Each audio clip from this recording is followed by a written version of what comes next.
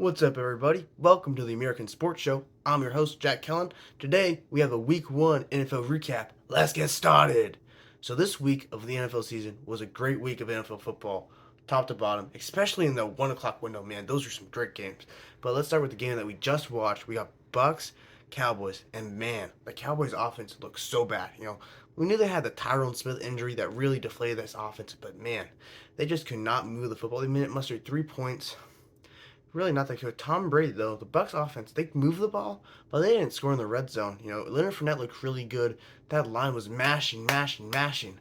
But man, Tom Brady, this offense, they were moving the ball. They looked good. The defense looked really good. But was that the Cowboys offense or was that the Bucks defense? We'll find out later in the season. But right off the bat, the Bucks, this team looks really good. Okay, moving on, the game that most people watch, probably the most popular game of the season, the 4 o'clock window, as traditionally, we have Packers, Vikings, and Chiefs, Cardinals. Now, Packers, Vikings, both of these games, to be honest, were not really close from the start, but because of the offensive explosions. Now, expectedly, this was from the Chiefs. Patrick Mahomes, 360 yards, 5 touchdowns. He had 2 to CEH, 1 to Travis Kelce, 2 to other receivers that just got on the team. Really, really good. I mean, Miko Hardman, he's new, but like 4 different receivers caught a touchdown pass. Really impressive stuff from Patrick Mahomes. Defense looked really good. Limiting the starting Cardinals offense to 7 points in the first half. Really good. This Cardinals offense, they're so focused on throwing the football. Like, they have a good running back. James Conner, he's really good. He's on my fantasy team, so I want him to do well. Give me those fantasy points. He had a touchdown. But this Cardinals team, they need to run the ball more. They like to throw the ball all over the yard. Kyler Murray consistently leads this team in rushing attempts and rushing yards, and that's a problem. He's not like a big quarterback, but your quarterback shouldn't lead the team in rushing yards anyway for a majority of the season, especially in this game. Chiefs. This is a team that, no offense to the Cardinals, yeah, you need to score with them, but you need to control the ball. You need to limit your offense so your defense can stay healthy. And frankly, the Cardinals just didn't do that. So that was a big L. They looked really bad, but Chiefs, man, they looked really good.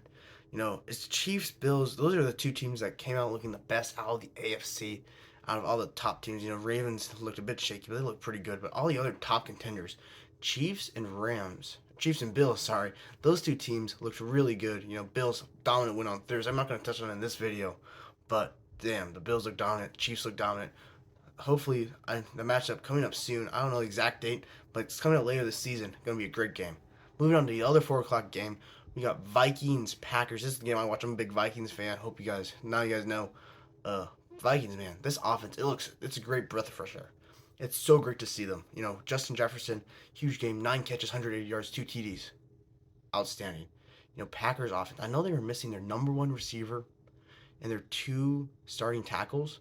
Those are probably David Bakhtiari, probably the second best player on this offense after Aaron Rodgers. Allen Lazard, he's the best receiver. The running backs are so good, and then Elgton Jenkins, obviously. So missing your 2 tackles, really big deal. So I don't think this is a true Packers team. I think the Packers are going to be a lot better. They struggled in Week 1 last year, but they didn't have as many questions. But Aaron Rodgers, he didn't look that good. He was missing passes, but I think we need to chill down the bricks. I'm excited as a Vikings fan because we got the win. We at least are going to be tied with the Packers if we lose our second game. But man, I'm really impressed with the Vikings. Their offense looked good. Jay Jets wide open.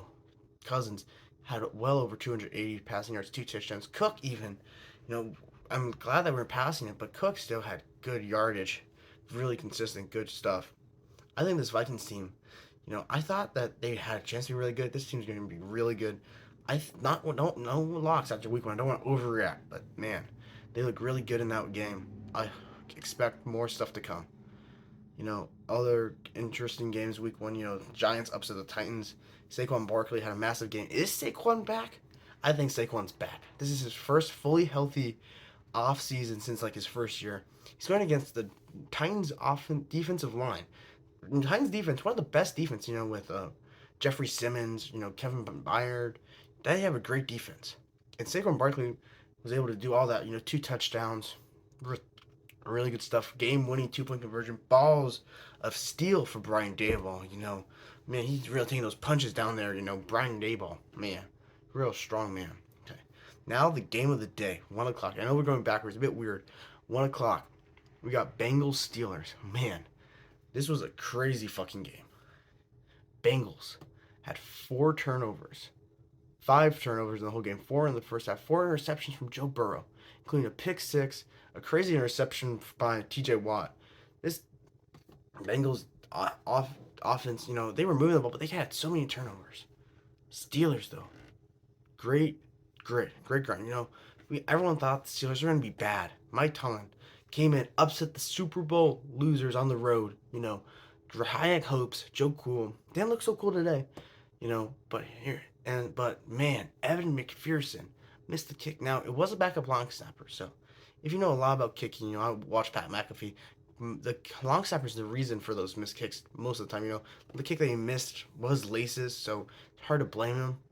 But still, Evan McPherson has to be better than this. He should be able to make those kicks. You know, that's just what I think. Justin Jefferson had that great catch to tie the game. Should have won it, but man, that was great on both sides of the ball. And then in overtime, the Steelers to come down. Missed kick by Evan McPherson again. After he missed the PAT, they go down. They had that massive donk. That was crazy. They come down able, Deontay Johnson, great catches, Pat Freiermuth. Here's the thing with the Steelers. TJ Watt, Cam Hayward, Najee Harris. That's like 3 of their top 5 players. They're injured. They were injured this game. TJ Watt's probably the most major one, but Najee Harris, we don't really know. But that pectoral strain on TJ Watt, he's going to be out for a few weeks. And that's really bad. He's their best player. He's their best guy. I would say he's half the reason they won this game. He got the interception that really stalled momentum in the second half when they were coming back, mostly when he was off the field, when he was injured. So I would be worried if I was a Steelers fan. I don't think this is lasting success because of that injury, but Mitchell Trubisky looked really good. I know I keep saying, that's kind of weird, but Mitchell Trubisky looked really good. So moving on, another great game. Man, the Panthers, Browns, this roster is really good. They can win games probably with Jacoby Brissett. They could probably make the playoffs with Jacoby Brissett. That's how good this O-line is with these running backs. Nick Chubb, Kareem Hunt, so good. They don't really need receivers. Not really a receiving game. Their defense is really good. Shut down. I don't know what the Panthers were doing. I don't know why Christian McCaffrey only has 10 touches. I know you want to limit him, but still, I'm looking. I'm like, because I wasn't watching the game. I only watched the final drive, which was crazy with the massive field goal by Cade York. That's why you draft kickers. Cade York, great field goal. But you gotta use Christian McCaffrey more, Matt Rhule. I think Matt Rhule pretty easily the worst head coach in the NFL. I don't think he's gonna be the first one to get fired, but I think that Matt Rhule really bad. I don't think he's gonna be here much longer after this year. Baker looked pretty good. He had that rushing touchdown. He had could have been game-winning drive with a minute left, but Jacoby Brissett marches them down. Cade York, monster field goal, really good end of that game. Another great game. We got Saints Falcons. The Saints were down 26-10 in the fourth quarter. Michael Thomas scores 2 touchdowns. They get a 2-point conversion on one. They miss it on the second one. You think all hope's lost. There's a minute left. They get the ball back. They drive down the field. There is a penalty on the Falcons that sends the Saints into field goal range, and Will Lutz kicks a 50-yard field goal to win the game for the Saints win the game for the Saints. Great game, great determination. Saints, really good defense, really good offense. Michael Thomas is back. Are the Saints back? I think the Saints, Bucks offense look good. Bucks defense look good. I think they're like a smaller version of the Bucks. They're like beta version of Bucks, but I think the Saints will still be really good this year. I think they can definitely steal some games from teams because teams will probably overlook them because they have Jameis Winston. But this team can be really good. I would watch out for this team. Saints, high chances. Next game we have is going to be Niners Bears. This game, complete sludge fest. Niners were up early 10-0. Got picks, got turnovers. Defense looked really good. And then the Bears just came alive. It's hard to say if this is the real version of this team. So they were literally playing in these are probably the worst field conditions I've ever seen in an NFL game. They're literally like lakes on the field. You could probably go swimming in them if you wanted to. You would walk and you'd splash. So big puddles on the Bears field. So I'm not liking how that looks for the Bears, but they got the win here. Niners. You think these would be conditions prime for the Niners because of that run game? Elijah Mitchell did get injured. However, they got the backups. George Kittle was also out. That could be a reason, but Bears were just able to jump out earlier than the Niners. Bears, good win. I wouldn't bet on this though. However, you got the Packers next week on Sunday night. If the Packers are healthy, they should win, but you never know. And if they're not healthy, Bears, that could be a prime upset game. I would watch out for that game. Okay, what other good games do we have? Eagles Lions, the highest scoring game of the week. Really good game. Eagles came up to a storming lead 30-21. Lions came storming back. I didn't watch much of this game. I did see the Lions convert that 4th and 1. Man, that what a great. Eagles convert that 4th and 1. Eagles run game really good. Jalen Hurts seemed to have a really good game. Lions though showing that grit and grind. I just don't think the Lions defense is good enough to hold up with very many people, and I don't think Jared Goff is a good enough quarterback to keep them up in those races. So that's what I think about the Lions. Though there should be much improved this year. Hopefully, Eagles. I think they're gonna be one of the best teams in the NFC. So Lions, let's see what they can do. Hopefully, they can win more games this year because it'd be really fun. It's a fun city, fun team. Moving on, we got the first tie. This team shocked me. Colts. Here's the thing with the Colts.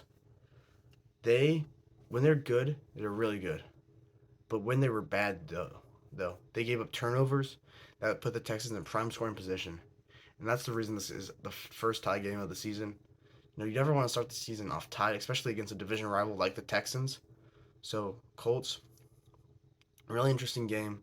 OJ Howard had 2 touchdowns on 2 catches, so I mean, he's interesting. I think he's going to be waiver bait in fantasy, but I wouldn't pick him up. Just be smart. Davis Mills, pretty good game. Yeah, he had those 2 touchdowns. I think that Jonathan Taylor, massive game, 160 yards. Great day by him. Matt Ryan looked all right. Also, massive day by Michael Pittman. Colts offense looked good. They just had those turnovers by Matt Ryan. So you had Matt Ryan turning the ball over. Speaking of, so not much of a change from Carson Wentz. I think he'll be more consistent though. It's his first time in the new offense. We'll see. But I think the Colts should be better. You should like to see that determination to come back and tie the game. Speaking of Carson Wentz, he had a massive game with 4 touchdowns against the Jags. I thought the Jags were going to pull this one out. I thought they definitely had the chance to. Here's the thing with the Jags. They're young. They really have no NFL experience. Not Eagles. Commanders, slightly older. And they got the win here today. They got a great D line. Carson Wentz, when he's hot. When he's cold, he's receivers really cold. He's like throwing interceptions to like defensive linemen for very weird stuff. So I don't know if we can be this certain about Carson Wentz, but right now, I mean, look at the standings. They're like all three. There's 3 undefeated teams in the NFC East, and that's not the Cowboys. So they're tied for first. Week 1 though. Let's not overreact. Let's see what happens in the upcoming weeks. Okay. So preview for Monday Night Football. We got the Broncos and the Seahawks. Now everyone thinks the Broncos are going to win. I would agree with that. I think you're pretty ballsy if you're not picking the Broncos. But the Seahawks could definitely have upset alert. That's a loud fan base. They're rowdy. Anything could happen there. So I would watch out. It's definitely a type of game that you look up as 21-10. Seahawks, the fourth quarter, you're like, damn, how did this happen? Anyway, that's all the time I have for this edition of the American Sports Show. I'll be back with you guys Thursday to preview week 2. That's all I have for today. Have a great day. See you next time. Peace.